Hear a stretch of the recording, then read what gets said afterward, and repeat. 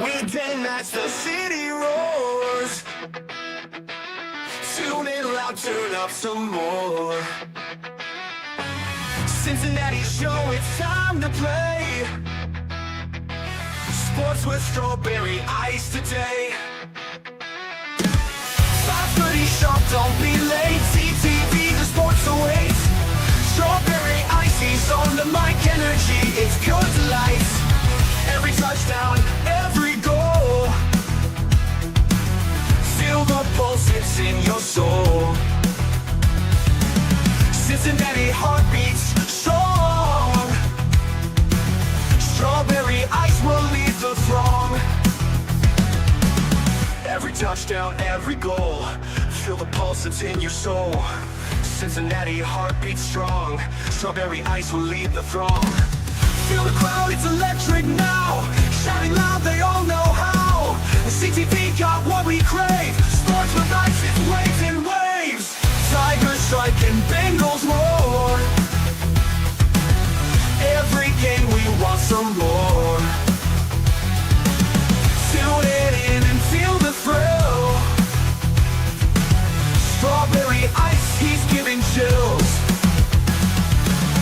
5:30 sharp, don't be late. TTV, the sports awaits. Strawberry ice, he's on the mic, energy, it's pure delight.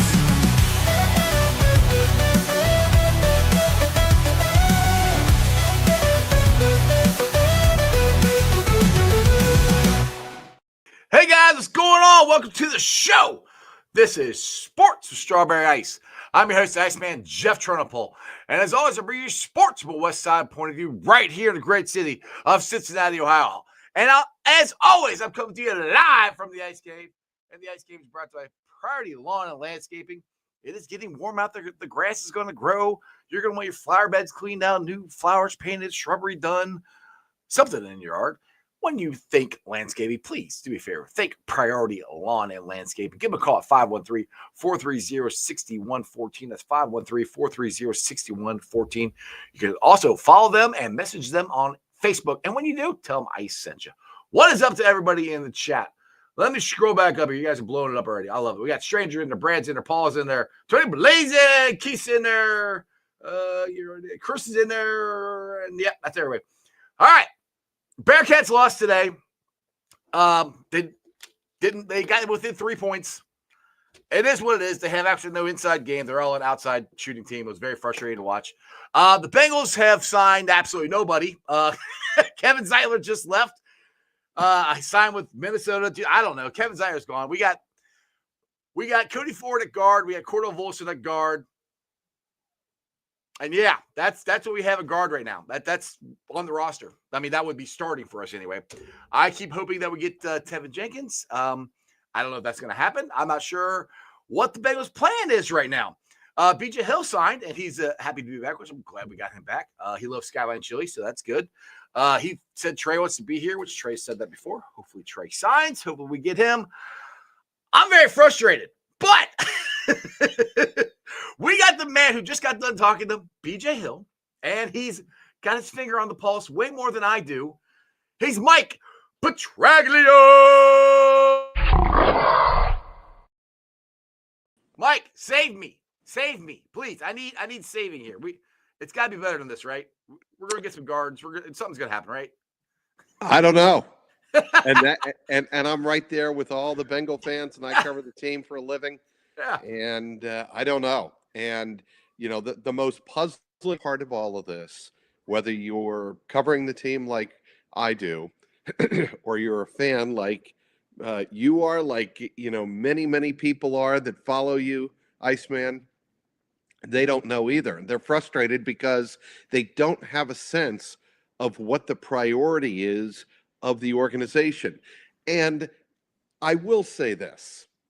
It is not the obligation of Katie and Troy Blackburn or Mike Brown to illuminate us specifically on what their strategies are, because they are a competitive organization competing with 31 other teams for similar players.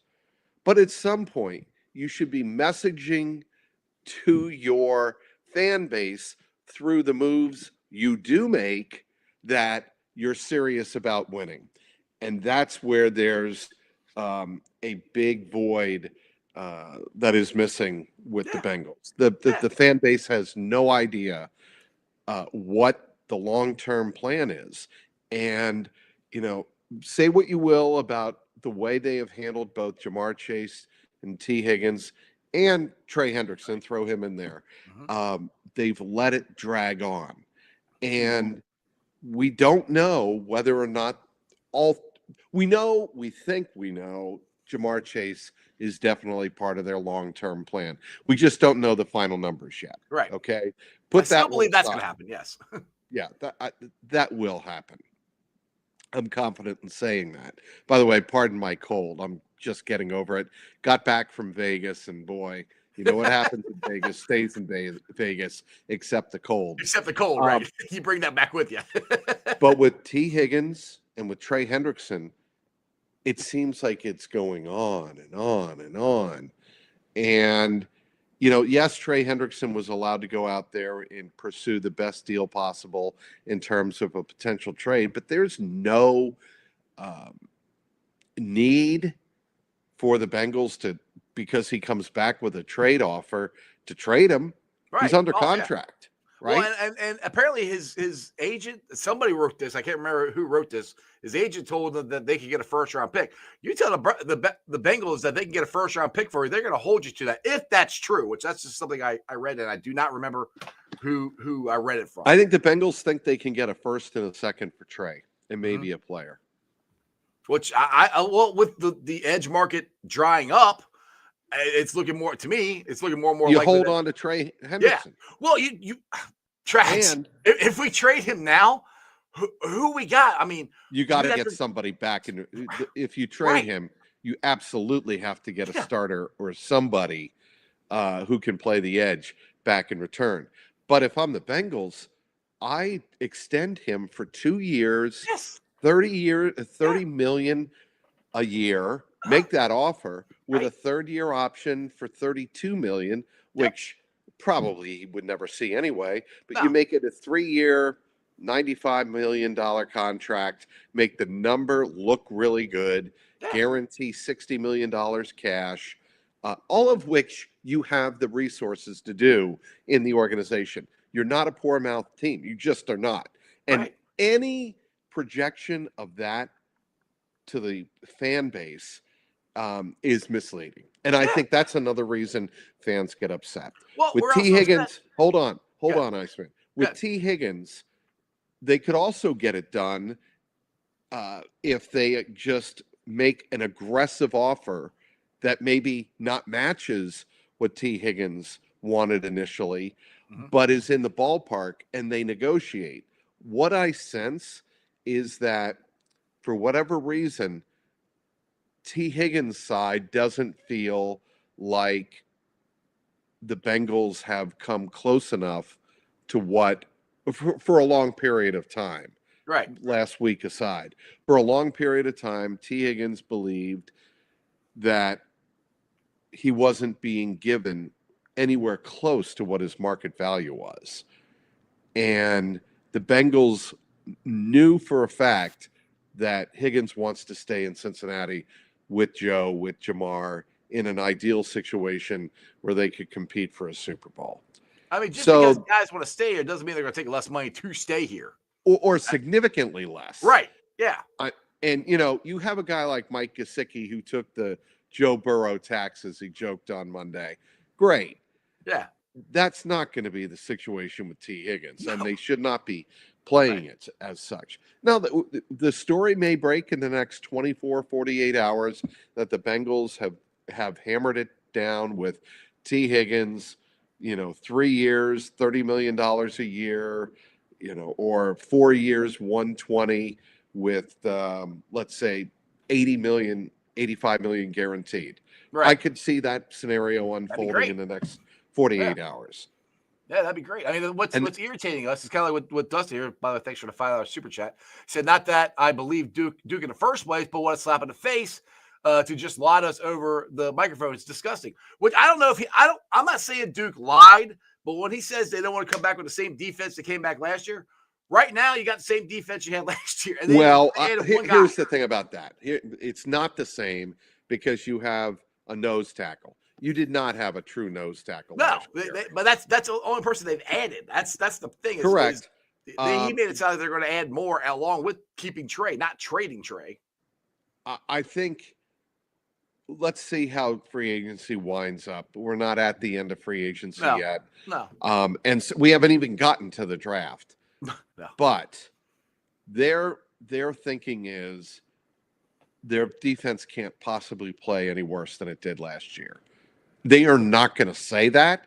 Yeah. But if you read the code with Duke Tobin at the combine, that's really what he was saying. Yeah. That yes, we're going to add a couple of new pieces.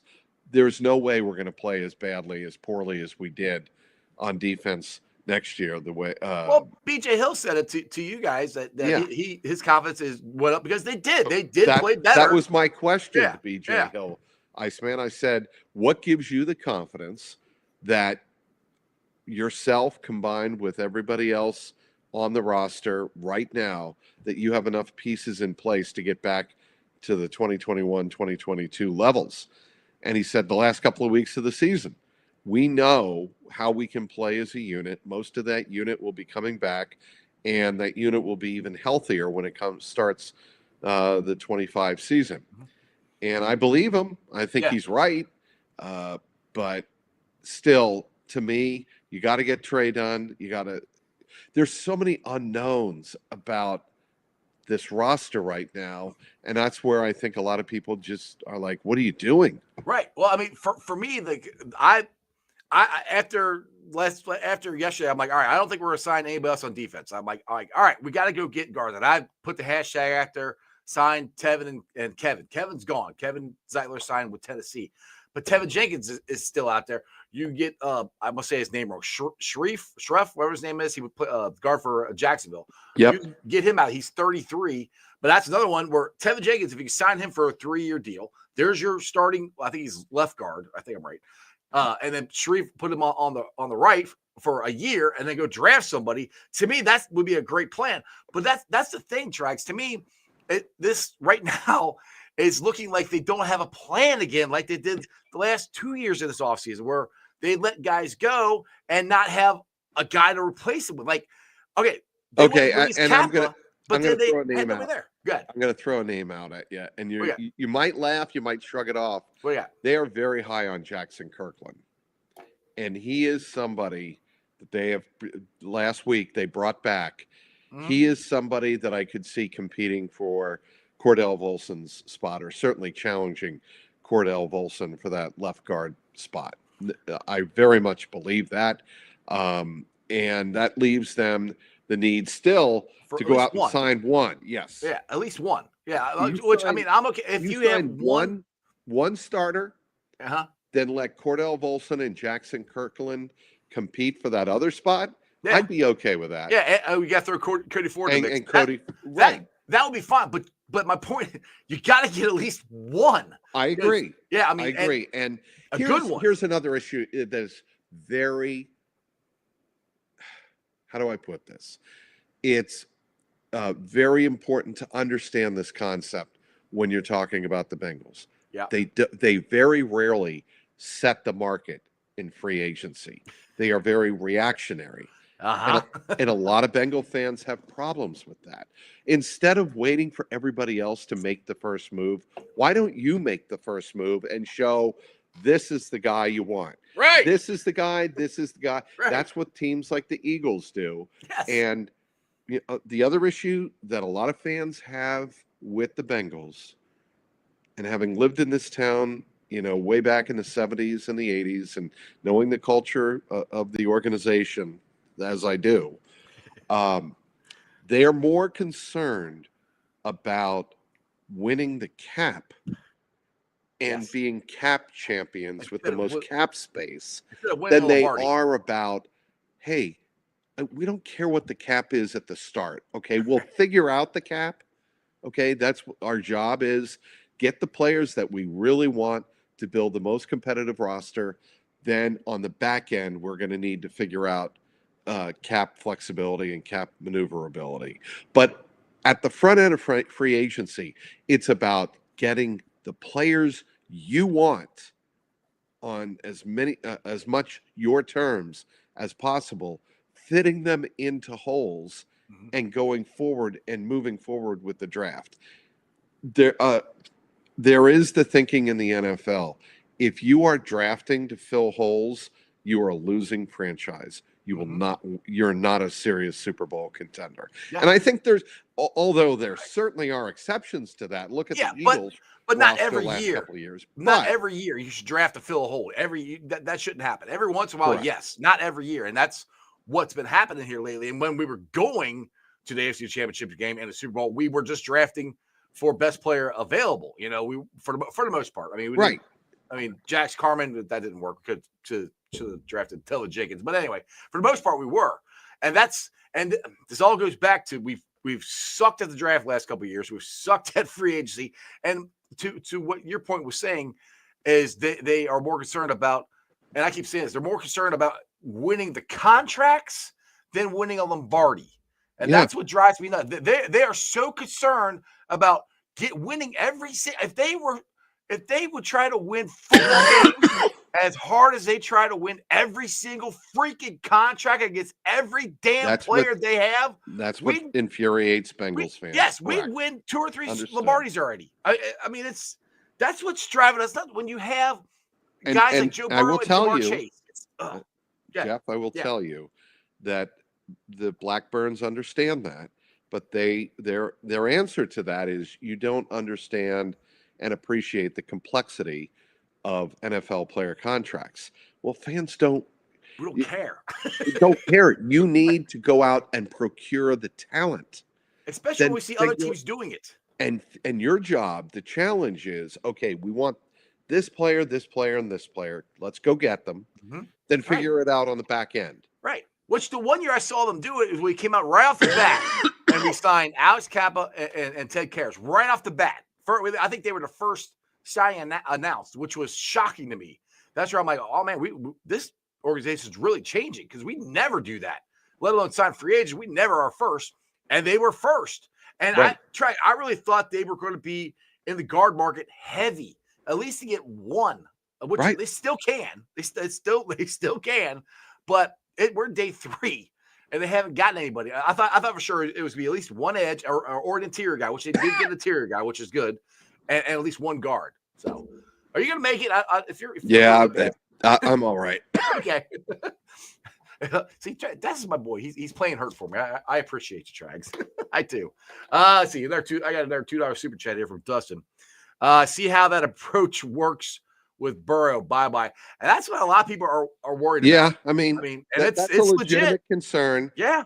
But my understanding is that Burrow was involved in these talks and put in his 2 cents, because he's the most respected player on the team, obviously. Yeah. He's the most respected. But he made his voice known with the ownership publicly. Privately, he made it known with Duke Tobin. He's spoken with, the director of player personnel for the franchise. And everybody in the organization knows where Joe Burrow stands. And he's been given some guarantees that, that's a wrong word, assurances that the Bengals are going to be able to get the Jamar Chase deal done eventually. I mean, when you hear Duke Tobin, and then maybe that's what Dustin was referring to. Yeah, it's Duke Tobin saying at the draft, we're there with Jamar Chase in terms of making him the highest paid non-quarterback. We're going to do that. Right. Okay? Then we'll see later in the spring or summer. But right now it's about Tee Higgins and Trey Hendrickson. Yeah.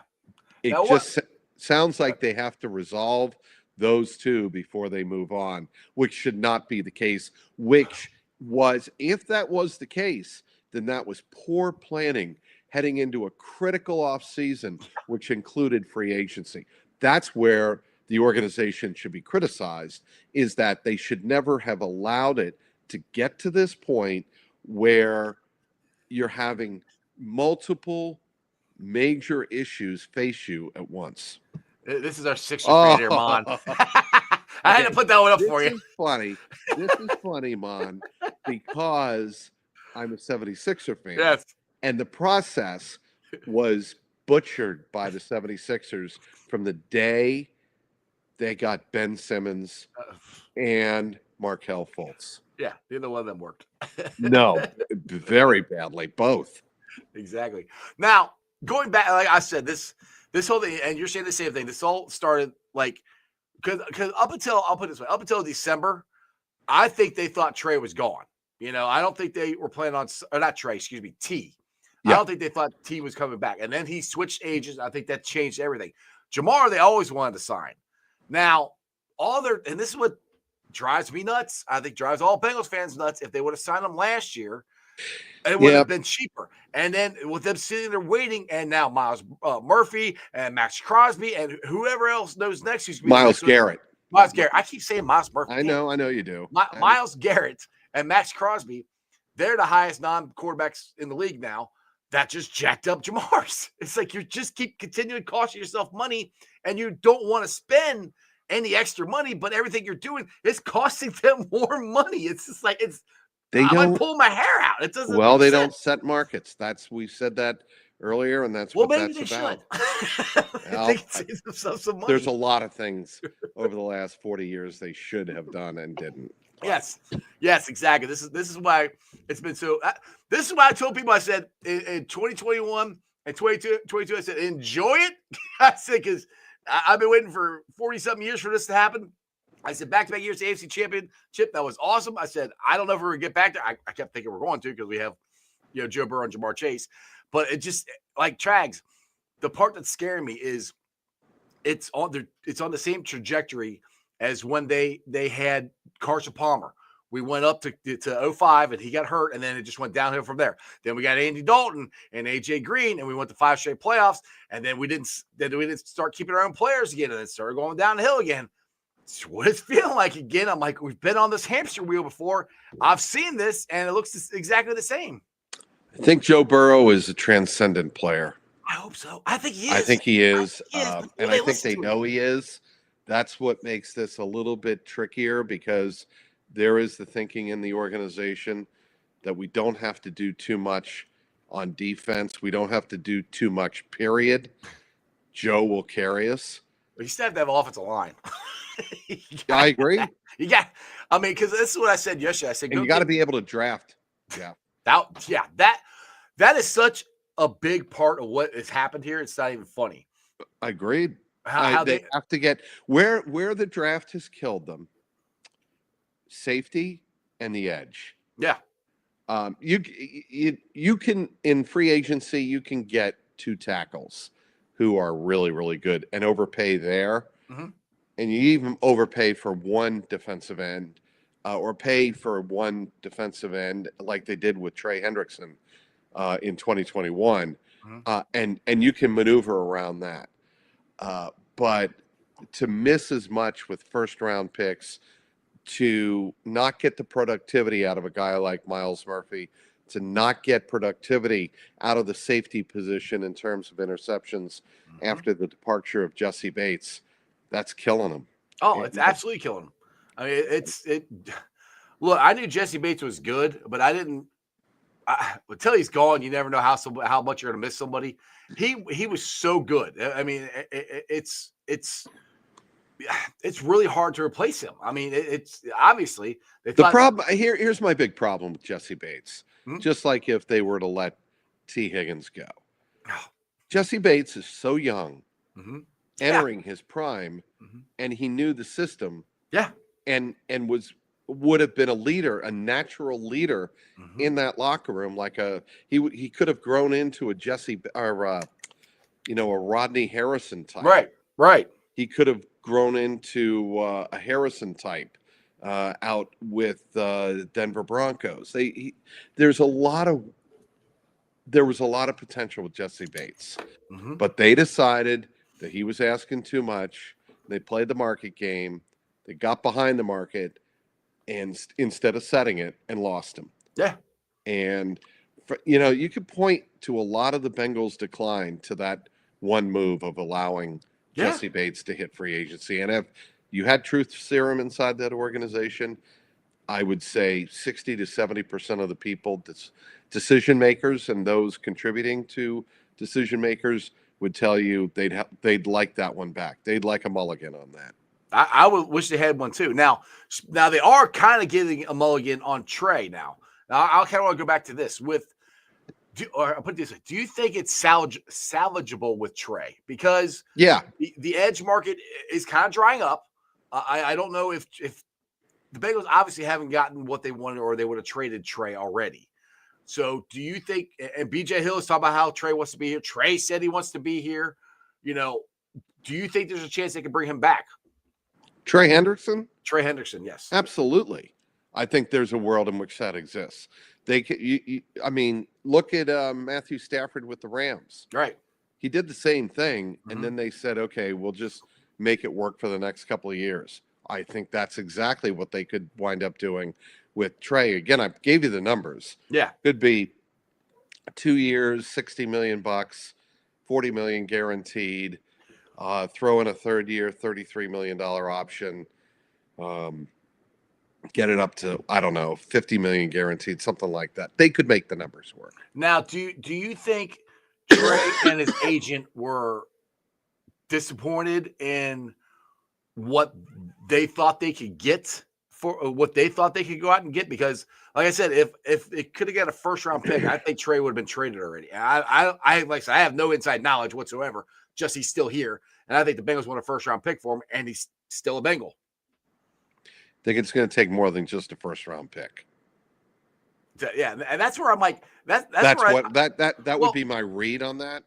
And the thing is, though, if that team gives up a first round pick plus, say, a second and a player or whatever it is, they still have to sign Trey. So that's Correct. a lot for that team, which to is give up. Why they wouldn't do it. Right. So that's where I'm like, maybe the Bengals dragging their feet on this is going to work out in their favor. Hopefully. And the thing is, the Bengals, I think, have got to come, if they get back to the table, they've got to come up a little bit for him to make it worth his while. Or he might just be disgruntled and play on his last year and say, screw you guys, I'm out of here after next year. And they can't do it. Well, they could tag him, but, that's another whole situation. Yeah, they could do that, but I doubt they tag him at 31 then? I doubt they tag him. But anyway, I think there's a chance. I think Trey would like to, ideally finish his career in Cincinnati, or certainly play under one more contract here if it's worth his while. I know he loves the city. We love him. Yeah, I don't think that's a problem. The money is the issue. Yeah. And again, you're going to have to make it worth his while. You're going to have to make it competitive. And I just don't know where the Bengals are with that. Right. Now, like I said, that's why I keep turning back to, I said, I'm getting more and more courage. I think Trey is going to be here. I think they're going to sign T. I know they're going to sign Jamar. So that brings me back to the defensive line. Now, with them signing TJ, is it Slayton? Slayton. Slayton. I had no clue who he was. I looked up stuff on him. I think this is a sneaky, really good signing. I'm not going to say he's going to replace DJ Reader, but he does a lot of stuff that DJ did. And one of the biggest things, and everybody's like, he's not a pass rusher. I was like, but what he does is he takes two guys and he'll keep them right there. It keeps the quarterback from stepping up. Because if you remember the Chargers game last year, how many times did Sherbert run up the middle because Rankins was going around this way and BJ's going this way, and this is open. DJ kept the guys there so the guys can come around and go get him. I think Slayton has a chance of doing that. And if the draft falls good and we can get Nolan at 17, which I don't know if we can or not, that's a legit 3-tech. You got those two next to each other. There's your run stopper. There's your pass rusher on the interior. That takes some snaps off BJ Hill. That's close to the DJ Reader, BJ Hill, Larry Ogunjobi thing we had for the Super Bowl. That gives me hope as far as the interior goes. I think there's hope there. I do think in the draft, this is a very deep draft for defensive tackles. I think you could certainly have a reasonable expectation going into the draft that you can get a starter or two. Don't forget McKinley Jackson. Yeah. I've talked to a number of people in the organization who think he made very good strides I was in very the impressed with second him last half year. of Yeah. last year. Mhm. Not a star yet, No. but was he making plays on the field? Yes. Mhm. And that's all you expect from a rookie. Right. And he's only going to get better. He's going to have a full off season to rest, rehab his body. And, I think he's going to play big in their plans. I think Chris Jenkins is going to be big in their plans next year. There's no reason he can't step forward and play a significant role. So you're starting to look at, B.J. Hill, Chris Jenkins, McKinley Jackson, and T.J. Slayton. Mm-hmm. That's not bad. No, that's not bad. I mean, there's potential there. You bring back Trey. You've already brought back Osai. That's the one I was getting to next. I think next year he might break out. Good. Here's the thing about Osai. In pass blocking situations, his win rate is not very good, but athletically, he covers so much ground on the field and has such a good, strong, high motor, as they like to say. That brings a lot of value to that position. And again, I thought he played better in the last 6 weeks of the season last year. Yeah. And was starting to reach his 2022 levels. It's the first fully healthy season too, which it's not all bad for the Bengals. You have Logan Wilson coming back. Here's the thing that I think Al Golden's going to have to do. He coached Logan Wilson for 2 years. He's going to have to get that nasty out of him again and get him to be able to play that rangy linebacker position that he played so well. They need a downhill linebacker. I don't think Jermaine Pratt is coming back. That was my next question right there. Yeah, I don't think he's coming back. Just my guess, but I think the culture kind of split there between the way he saw the team and the way the team saw him and viewed him. I think they would move on. In part, that's what the Eagles free agent linebacker, Orem Burke, I believe it was. Yes. Was brought in. So you think he's gonna be a third linebacker though, right? You don't think he's gonna be our second linebacker, do you? I don't know at this point. Okay. So see how that shakes out. But Orem Burks. Anyway, then that takes me to the secondary, and I think Cam Taylor-Britt will play much better next year. Me too. I do. Me too. He's a competitor. You have DJ Turner, Dax Hill. You have Josh Fig Newton. Yep, Fig. And I think there's potential there in that secondary. Really good, strong potential. Marco Wilson, he's again a rotational corner in there. They brought him back. And then you have Jordan Battle, Geno Stone, and then play it from there. Now, with Mike Hilton still out there, they kind of said their goodbyes, but do you think there's any chance they might bring him back at all, or you think that ship has sailed? I think that ship has sailed. I could be wrong, but I think they feel that Hilton probably should find an opportunity elsewhere. He was a great Bengal. Oh, awesome. And if they brought him back, no one would complain. No, obviously. Not at all. So with that being said, a lot of people talk about Dax moving inside.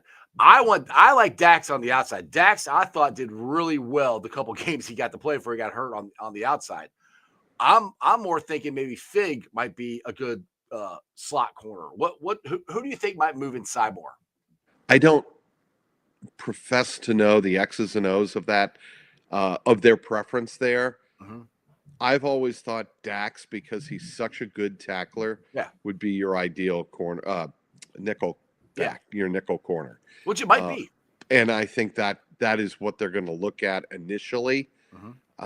If they think that DJ Turner is struggling on the outside or is not ready to return from his ACL injury, then maybe they take a look at Dax on the outside to start the season. But if DJ Turner is healthy, I like DJ Turner on the outside, Dax on the inside. Your rotational corners are Marco Wilson, DJ Ivy. DJ Ivy, don't sleep on him. No. Look, I really actually like our cornerback room. Lots of people have come at me and said They're really athletic. Yeah. They've got to tackle better. They do. I said this to Darren Simmons at the combine in Indianapolis. I said your biggest problem the last 2 years has been tackling, pursuing, and bringing the ball carrier to the ground. If you recall, in Joseph Osai's first game as a rookie preseason, his pursuit of the football, and after sacking Tom Brady on that first drive of that exhibition game, he was all over the field, bringing guys to the ground. And you saw a lot of the Bengals defenders in that game pursuing the ball. The Bengals and Al Golden, and I think Golden saw the same thing on film. There was no pursuit. The pursuit the last couple of years has been very inconsistent, to be kind. That they've got to get back to being a ball pursuing defense. A lot of people talk about a ball hawking defense. I want defenders who pursue the ball relentlessly and have an instinct to do that and get the ball carrier to the ground. Games are won and lost not by, making gambles in the secondary trying to pick off every pass. Games are won by the teams that pursue the football the fastest and bring down the ball runner, the ball carrier the quickest. You need to get them in third and long, not third and short. I would take that. And one thing here, Chris brought this up on here, and I've kind of said this because Pratt did this a lot. Lou taught everyone to go for the ball, not the player. That's Pratt's problem, where they come in and punch it, which works if, to your point, if you're pursuing the ball, correct, and you have multiple guys there. But if you're one-on-one and you're trying to punch the ball out and you're not tackling the guy. Lou did not teach a guy like Jermaine Pratt to go for the ball if he was solo. Okay. Your first responsibility, every defensive coach, whether they're a coordinator, linebacker coach, secondary coach, you've got to get the ball. You got to get the ball carrier wrapped up if there's nobody with you. And then you wait for the secondary and the third guy to come in and try to punch the ball loose. That 21-22 defense did that very, very well. Yes. They pursued the ball, got one body on the ball carrier, then two other guys came in and tried to strip the ball. Yep. And that is how you play defense. And we haven't done that the last 2 years. I've noticed that a lot. There's been one guy there, like there'll be one guy tackling, and then he misses it. Then the other guy gets there. When we were going to the Super Bowl and AFC Championship game, it was 2 or 3 guys going to the ball, and that goes back to what you're saying. Now, I want to get back to Joseph Osai because I do think this is a sneaky, good signing for the Bengals. One, they got a deal done with David Mulligetta. Yeah, David Mulligetta, shocking. Yeah, shocking. That's why I thought Joseph was gone, to be honest. But Mulligetta only wanted to do 1 year because he thinks, like I think and you think, Osai's going to have a breakout year next year because then he'll get more money. I was surprised. One, they got the deal done with Mulligetta. The Bengals wanted to get 2 years at least, but they gave in and gave him 1. This is all my opinion on here. Was that surprising of how that deal came together as it being 1 year and they got it done with David Mulligetta? No and yes. It was not surprising that only 1 year got done, and the Bengals were fine with that. I'm sure, saying, "Look, that's a Band-Aid, but it's a Band-Aid we need. We need Osai because Hubbard retired. We don't know about Hendrickson. We need an athlete on the edge, yes, an established athlete, not Miles Murphy and Cedric Johnson. No, and you lost Cam Sample. Don't forget, Cam Sample's gone. Oh, he is gone? Who did he sign with? I didn't hear that. He's not signed. He's unsigned right now. Right. So hopefully coming off injury. Yeah, I hope they bring him back. But I agree. But, he's unsigned right now. So the Bengals are like, we need Osai back. So, and I was a little surprised it got done with Mulligetta, but it did. And that's good for the Bengals. 1 year, $7 million. You can live with that. Yeah. And, you go forward. But again, Osai, I think I know what I'm getting from Osai, but with a guy like Miles Murphy, he has got to step up. Yes. There's going to be a lot of eyes on Miles Murphy this year. He has to. And there's part of me, he kind of reminds me of Carl Lawson a little bit, where he gets to the quarterback, but he doesn't get him on the ground. That's what I noticed when he pressures him, but he doesn't get to him. You know, he's close, but he's not there. And if he is there, he can't get him on the ground. It just reminds me of, like, that's what frustrated with Carl Lawson. Carl Lawson was our best pass rusher, but he'd get to the guy and couldn't get him on the ground. That's where, I mean, Miles has to do better this year. Right? And I'm wondering if with Sam, I don't want to say out of the way, but with him having to get more snaps, will that give him the confidence? Will that help him out? Now it depends on what to do in the draft, and maybe they draft an edge. I don't know. But do you think that Miles can do that? And what do you think Sam out of the way, will that give him more encouragement, or where do you think we're at? I don't know how to read that situation. That's a tough one. I just don't know. Yeah. And I've talked to a few people, and I think they're in the same boat. The Bengals are in the same boat. Mm-hmm. They don't know where Miles Murphy's head's at and what he's ready to do in terms of assuming more of a prominent role in terms of snaps. Right. On that defensive line. Because he's going to have more snaps right now. If we start right now, he's got to get way more snaps than he had last year. That's why I'm surprised the Bengals haven't made more of a move in free agency. I'm not right. I'm with the tracks. That's fine. Like two things that I thought, or three things I wanted the Bengals to get, which they get, an edge and at least one guard, and they've gotten one. I was just like, ugh. That's what's so frustrating about it. And the edge market is, I mean, it's pretty much done. I mean, who else is out there, really? I kind of gave on the edge market yesterday. I don't even know if there's anybody out there really worth even trying to sign. I'm sure there is. I just don't know it off the top of my head. Yeah, and I think you're right. I think it's pretty much dried up. But they could always, as they are wont to do, go bargain hunting on day 3 or day 4. Right. And who knows what you get there. But that's why, like I said, I keep going back to guard. There are talented guards. We need to go get at least one of them. And I keep looking at Twitter, hoping they'll announce something while I'm on the show here. But that hasn't happened. So it's been frustrating. This is honestly, and I've said this is in my opinion, this is the biggest offseason in Bengals history, with Trey, T, Jamar, and having to do at least one guard. I always wanted 2, but at least one guard and an edge and an interior guy, and then hit the draft, because you have, like you said, generation. It's not we have one generational player. We have 2. Joe Burrow and Jamar Chase are the best quarterback wide receiver we've ever had. And we've had some good ones. Those are the best guys. And this is what drives me nuts. We see what the Chiefs have done.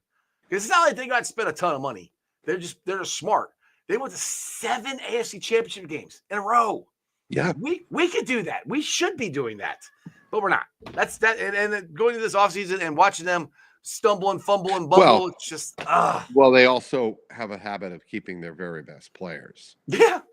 Which I thought we were doing that. We used to do that. It seems like we please pay. That's what I used to defend. I'm like, we'll pay our guys, but it's like, I don't know what the hell happened to that. We do, but not like we used to, it seems like. The funny thing is, when you fall behind the market, it's an avalanche. Yeah. And it's hard to, dig yourselves out. And then the Bengals had a chance this offseason to dig themselves out and go and be aggressive. Show the rest of the world we're going to be aggressive. And yeah. Well, that's what gave me hope listening to Duke at the Combine. I'm like, all right, cool, let's go. And then well, the problem with Duke at the Combine is right now, looking back on it with the perspective we have now and not knowing what's going to happen in the next 48, 72 hours, a week from now, 2 weeks from now, it looks like it was a smokescreen. Yeah. A total smokescreen for what their real plan was, which is so does Duke TBD. Is Duke and the Blackbirds not on the same page? No, I think Duke was told what to say and how to say it. Put the carrot out there for the fans that, hey, look, this and then just deal take it with away from Jamar. us. Well, no, give fans hope that this isn't going to be the same again. And lo and behold, you get to free agency week and it's the same again. Yeah. I mean, I don't know. That's why we're so frustrated. Trags, I appreciate you, man. I know you're sick, so I appreciate you. The Bearcats. We didn't get to the Bearcats. Well, there's nothing. There's not. I mean, there's nothing to really talk Okay, about. let me ask you something. Yeah, we got real quick. Yeah. Who has it worse right now? Katie Blackburn, John Cunningham, or Wes Miller? They all are in trouble right now. We have the Bearcats. This will be the 6th year in a row, 6 that we haven't made the NCAA tournament. That's a good question. I would say Katie Blackburn because I think there's more Bengal fans in Cincinnati than there are Bearcat fans because Cincinnati, you got Xavier, you got Ohio State, you got Kentucky. Sure. So I would say pressure is more on Katie. I'm irritated with Wes. Like Trags, I had you on back in I think November. We're at the Moorline Logger House, and we were talking about it. And I'm like, I think this team could be a 16 team, maybe Elite 8, because I did. They have the talent. Yeah. But they never put it together. No. I mean, and the thing, just watching the game today, it's like they never got – I've never seen a team – they make it easy to defend them. Just defend the perimeter. That's all you got to do because they never throw the ball inside. They don't slip screen. They don't high pick and roll. No, nothing. They don't back screen. No, nothing. And it's just like this is common basketball. And I'm like, you can play the players all you want, but Wes is gonna be like, if I'm Wes and they're not doing what I'm telling them to do, then I'm yanking them off the court. So apparently they're doing what Wes is saying because he hasn't changed it. I saw Aziz. I can't remember what game, but there's a couple games where he actually posted up, and I was getting excited. I'm like, all right, there you go. Let's do that. And, Right. There's no high-low. There's nothing. There's nothing on the interior. I'm like, anybody can guard that. That's easy. You're taking half the court away. So that's where I'm like, is this the plan? Because if Wes is bringing North Carolina offense in there, that ain't what Roy Williams did. No. They didn't play like that. So the other thing Wes needs to do is he needs to find some big guys. Yeah. Tough guys who can rebound. Yes. Because own. Killed. Like, you know what this Bearcat team needed? They needed Danny Fortson. Yes. Oh, dude. Danny Fortson was so fun to watch because nobody could stop him. You just throw it down low. And that the low box was his territory. Mm-hmm. Danny Fortson, I know, obviously, why am I forgetting his name? The best player in that era was Kenyon Martin. Kenyon Martin, thank you. Oh my God, You got cold. It's all right. Kenyon Martin was Player of the Year. Yeah, and if he doesn't break his leg in 2000, at this time of year, by the way, right? It was this weekend. If he doesn't break his leg, I think they, not Michigan State, win the 2000 NCAA title. Totally. My belief. Mine too. But we'll never know. No.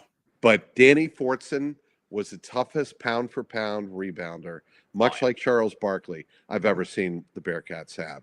That is what Wes Miller needs to go out and find. Yeah. He needs to find about 2 or 3 Danny Fortsons. And he needs guards like Day and Jizzle are really good at getting their own shots. They're not facilitators very well at all. They need to get like you dribble and I don't know how many times I saw Jizzle and Day go in and go into the trees and try to throw something crazy up and I'm like, pass. Somebody cut back, what? Why do I know this? Like, what are you guys? It's like basic basketball. We're not. It's like their basketball IQ is not. Yeah, good. I would agree with that. Dan Skillings is athletic as hell, but he throws up some of the dumbest shots I've ever seen in my life. I'm like, what are you doing? I mean, whatever. I sound like every other Bearcat fan. It's been frustrating, and that's the thing. It's like we look good. I mean, what should have warned us is when we lost to Villanova. Yep. That should have warned us. And I'm like really? Because they weren't even ranked. I'm No. like, and it wasn't even close. I'm like, how the hell did we lose? I'm like, all right, well, I just chalked it. Like, oh, maybe it's just an off night. Nope. Then we turned around. We beat Dayton. We beat Xavier. I'm like, all right. Then we get the Big 12, and we went, woo, it crashed and burned, and it was over. They weren't ready to rebound. They're not a good rebounding team. And they're not good at defense. I don't know how many times. Like today, I saw a guy. I think he juked Jizzle or juked Stillings. I think I know the player you're going to mention. Yeah, he went in uncontested for a layup. Right. It was like the Red Sea parted. What happened was, I think it was CMOS got caught behind a screen. Mm-hmm. There was nobody on the other side to switch. Right. Like somebody's got to be out to cover that drive. Yeah. And it happens all the time.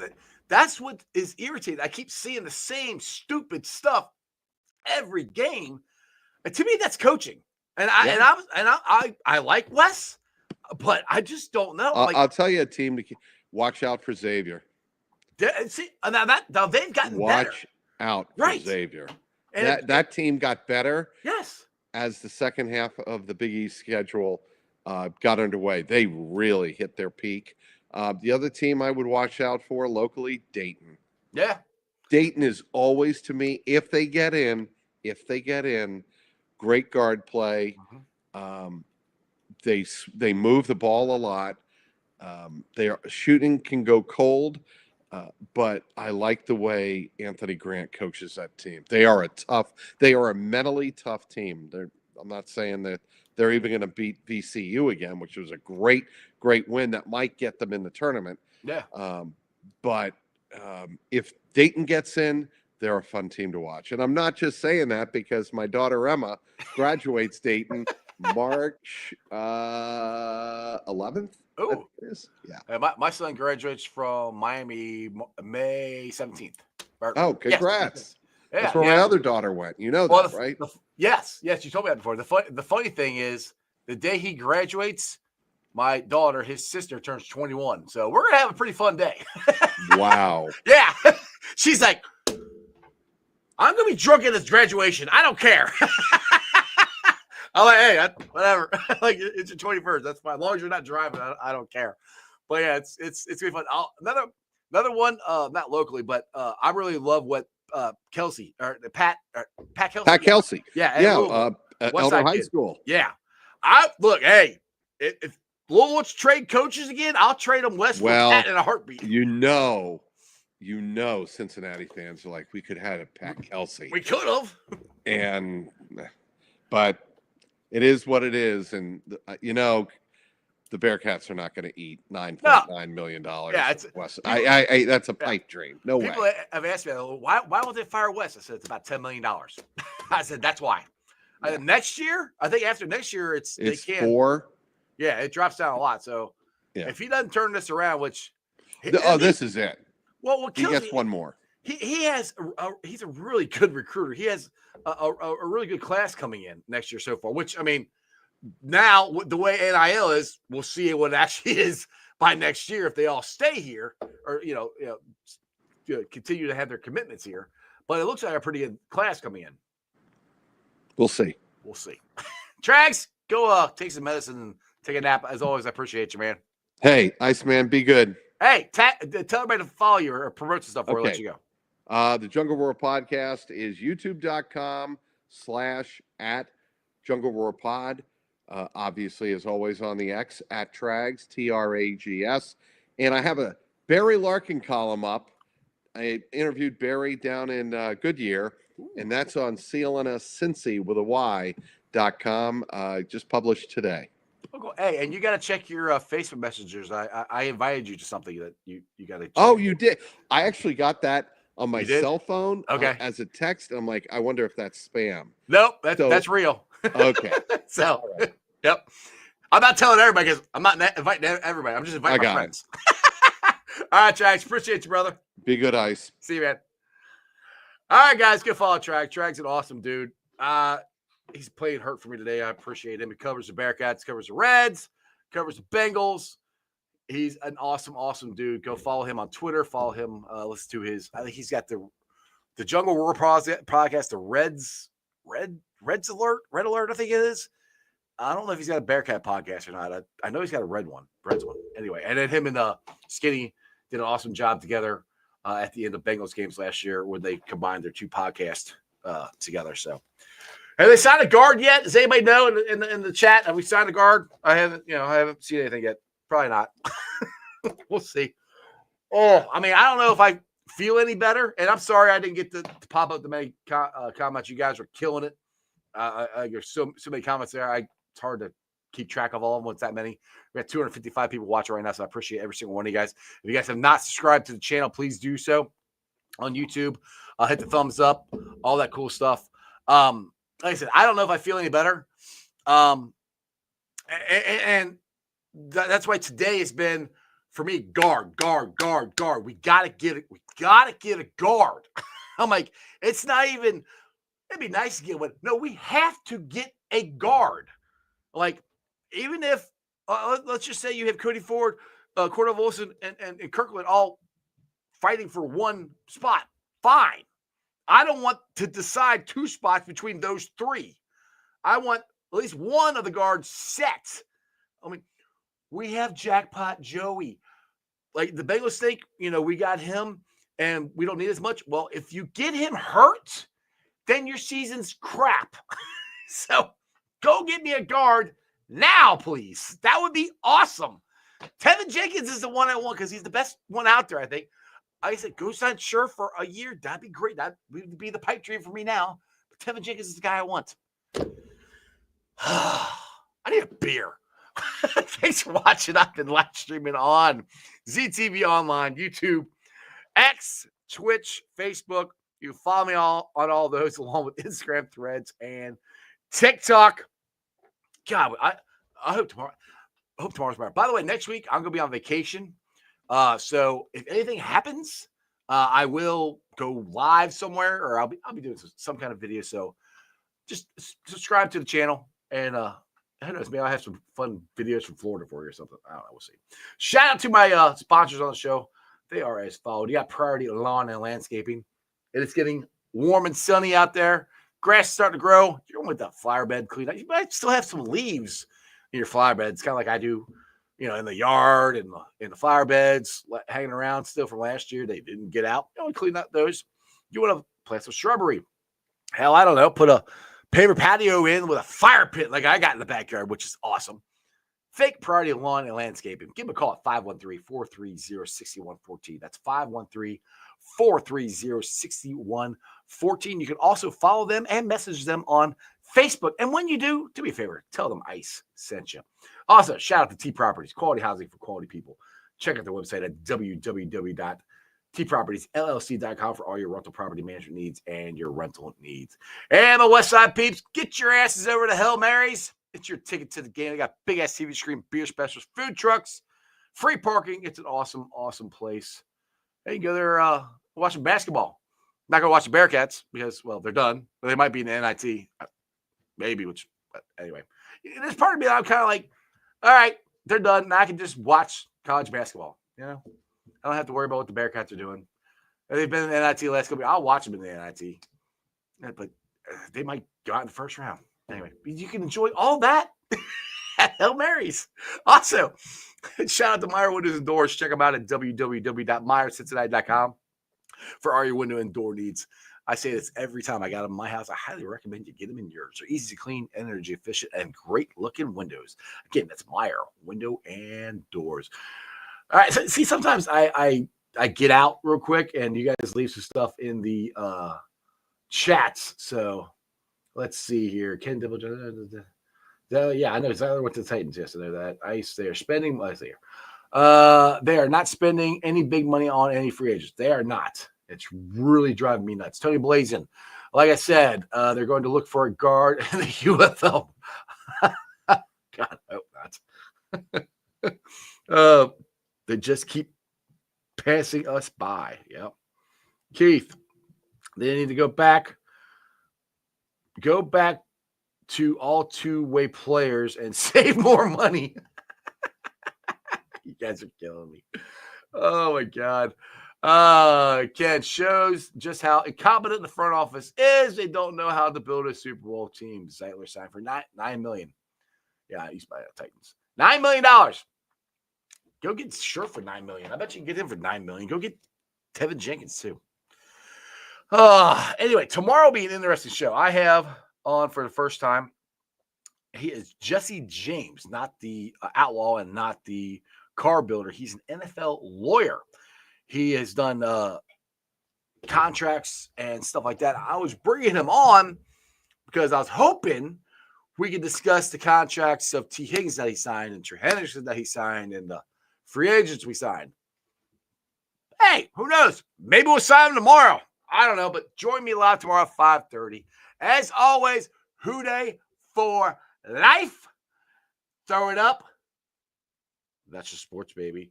See ya! Weekday nights, the city roars. Tune in loud, turn up some more. Cincinnati show, it's time to play. Sports with strawberry ice today. 5:30 sharp, don't be late. CTV, the sports awaits. Strawberry ices on the mic, energy, it's pure delight. Every touchdown, every goal. Feel the pulse, it's in your soul. Cincinnati heartbeats strong. Strawberry ice will lead the throng. Every touchdown, every goal. Feel the pulse, it's in your soul. Cincinnati heartbeats strong. Strawberry ice will lead the throng. Feel the crowd, it's electric now. Shouting loud, they all know how. The CTV got what we crave. Sports with ice, it's waves and waves. Tigers strike and Bengals roar. Every game we want some more. Tune it in and feel the thrill. Strawberry ice, he's giving chills. 5:30 sharp, don't be late. CTV, the sports awaits. Strawberry ice, he's on the mic, energy, it's pure delight.